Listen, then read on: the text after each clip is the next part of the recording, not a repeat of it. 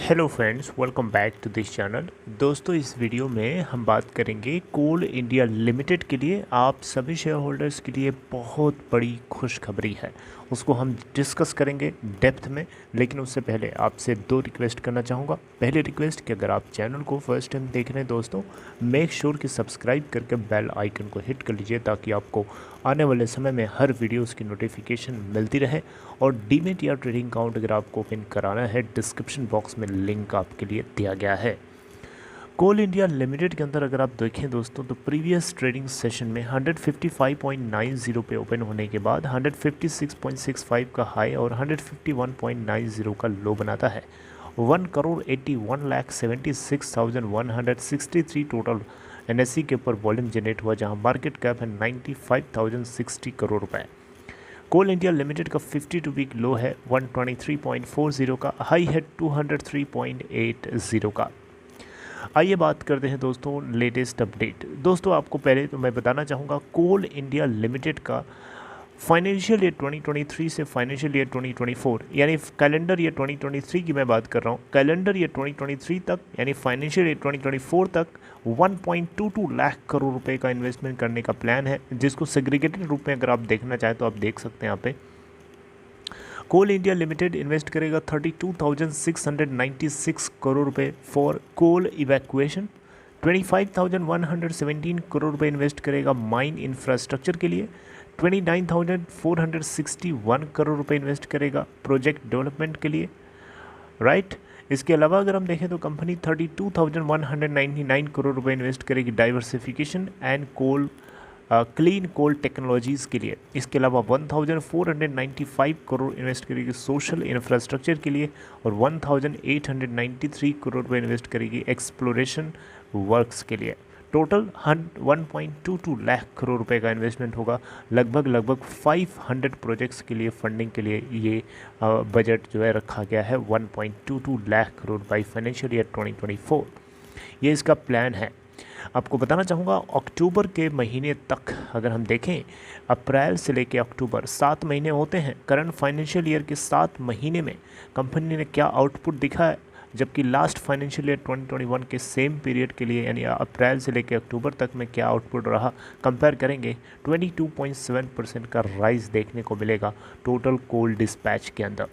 यानी अप्रैल से लेकर के अक्टूबर तक फाइनेंशियल ईयर 2021 के पीरियड में अगर आप देखें तो कंपनी ने 237.75 मेट्रिक टन का कोल सप्लाई किया था पावर सेक्टर को, जबकि फाइनेंशियल ईयर 2022 जो कि ऑनगोइंग है, इसमें अगर हम इसी पीरियड के लिए देखें यानी अप्रैल से अक्टूबर तक, तो 291.72 मिलियन टन का कोल यहाँ पे सप्लाई किया है। कंपेयर करेंगे 22.7% राइज देखने को इस बार मिलेगा, क्योंकि इकोनॉमिक एक्टिविटीज़ रिवाइव हुई हैं, कोल की खपत बढ़ी है, दैट्स वाई यहाँ पे कोल डिस्पैच भी बढ़ा है। लास्ट मंथ की बात करें तो लास्ट मंथ यानी सितंबर, अगर आप देखें यहाँ पे supply of coal to power sector by CIL during last month also increased 21.7% to 47.67 million ton over 39.17 million ton the year ago period। यानी ये लास्ट मंथ का डेटा है, राइट। अप्रैल से लेके अक्टूबर तक का डेटा यहाँ पे मैंने बता दिया। अब इसमें लास्ट मंथ का मतलब अक्टूबर का ये डेटा बता रहा है सेपरेटली। बहरहाल आपको पता होना चाहिए कोल इंडिया लिमिटेड देश के अंदर जितनी भी कोल की डिमांड है उसका 80% आउटपुट कोल इंडिया सप्लाई करता है। Are you getting my point? 80% domestic coal output Coal India उसके लिए रिस्पॉन्सिबल है। चलिए आइए आप लोगों के लिए खुशखबरी मैं सुना देता हूं। दोस्तों, कोल इंडिया लिमिटेड ने आप सभी स्टेक होल्डर्स के लिए 9 रुपीज़ पर शेयर का डिविडेंड डिक्लेयर कर दिया है। जैसा कि मैंने आपको पहले भी बताया था कि इसकी बोर्ड ऑफ डायरेक्टर्स की मीटिंग थी 29 नवंबर 2021 को ये अप्रूवल किया गया। अगर आप 1 शेयर होल्ड करते हैं 9 रुपीज़ पर शेयर, फेस वैल्यू यहाँ पे 10 रुपये पर शेयर की, ये आपको नोटिस करना चाहिए। दोस्तों, इसके लिए कंपनी ने रिकॉर्ड डेट तय किया है। रिकॉर्ड डेट क्या है? 7 दिसंबर 2021। और रिकॉर्ड डेट होती क्या है? रिकॉर्ड डेट वो डेट होती है जहाँ पर जिस डेट पर कंपनी ये डिसाइड करती है कि कौन कौन से स्टेक होल्डर्स उस पर्टिकुलर स्कीम के लिए फ़ायदा उठाने वाले हैं या कौन कौन एलिजिबल हैं, ये बेसिकली राइट। तो अगर आप भी एलिजिबल हैं तो आप भी अगर आपके डीमेट अकाउंट में 7 दिसंबर तक स्टेक शेयर्स होते हैं तो डेफिनेटली आपको भी कंपनी डिविडेंड देगी। और डिविडेंड किस दिन देगी, डेट क्या है देने की, वो भी आपको बताना चाहूँगा।